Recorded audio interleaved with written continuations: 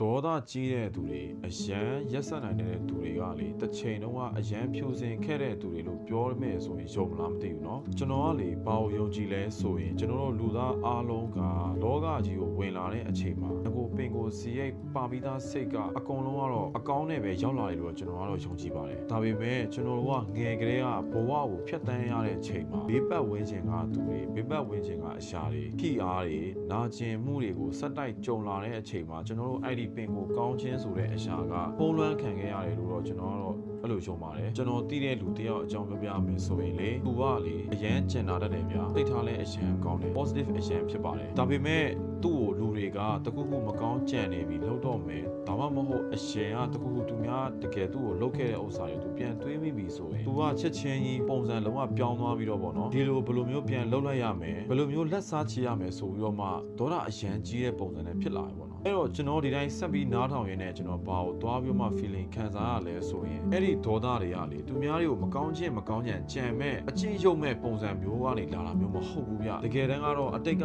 နာကျင်မှုတွေစီကနေလာနေတာကိုကျွန်တော်ကတော့အဲ့လိုမျိုးခံစားရပါတယ်ဟုတ်ပြီဒါဆိုရင်ဘာကြောင့်အဲ့လိုမျိုးဒေါသတွေထွက်လာရတာလဲဆိုရင်အဓိကတော့ကျွန်တော်တို့ရဲ့ခန္ဓာကိုယ်နဲ့ဒီစိတ်ကပေါ့ကျွန်တော်တို့အရင်တစ်ချိန်လုံးကခံစားမှုခဲ့တဲ့နာကျင်မှုတွေကိုနောက်ထပ်တစ်ခါထပ်ပြီးမခံစားရအောင်ခံစားမှလည်းကြောက်လို့ပေါ့နော်အဲ့တော့ကျွန်တော်တို့ကကိုယ့်ကို protect လုပ်တဲ့အနေနဲ့အဲ့ဒီဒေါသတွေကထွက်လာအဲ့ဒီတိုင်းပဲအချိန်နည်းနည်းတစ်ခုကြာသွားတဲ့အချိန်မှာပေါ့အဲ့ဒီလူကတွန်းနေသူ heal ဖြစ်သွားတဲ့အချိန်မှာဘာသွားပြီးတော့မှတတိပြန်ထားပြီလဲဆိုရင်အရင်ကအကြောင်းတွေပြန်ပြောတာပဲဖြစ်ဖြစ်အခုလည်းသူ့ကိုမကောင်းကြံတာဖြစ်ဖြစ်အရင်လိုပြန်လုပ်လိုက်ရမယ်လက်စားချရမယ်ပုံစံမျိုးတွေလုံးဝမရှိတော့ဘူးပေါ့နော်အဲ့ဒီတော့ကျွန်တော်ဘာတွေးမိလဲဆိုတော့ဟုတ်တယ်ငါယုံကြည်ခဲ့တဲ့အတိုင်းပဲအားလုံးကတော့လောကကြီးကိုလာတဲ့အချိန်မှာအကုန်လုံးကတော့အကောင်းတိုင်းပဲမွေးလာခဲ့တယ်ပေါ့နော်ဒါပေမဲ့လည်းကျွန်တော်တို့ကဘဝကိုဖျက်တမ်းရတဲ့အချိန်မှာအဲ့ဒီအကြောင်းမျိုးကြောင့်ကြုံခဲ့ရတဲ့အရာတွေကြောင့်မို့လို့ပေါ့နော်အဲ့ဒီကောင်းခြင်းကဖုံးလွှမ်းခံခဲ့ရပါတယ်ဆိုပြီးတော့ကျွန်တော်ယုံကြည်ပါတယ်အဲ့ဒါကြောင့်မို့လို့လည်းပင်ကိုစည်းကအရန်ကျင်တာတက်တဲ့သူတွေရောက်ဘာဖြစ်လို့ဒေါသအရန်ကြီးဘာဖြစ်လို့အရန်ရက်ဆက်တက်လာတာလဲဆိုတဲ့ဥစ္စာကတော့အဓိက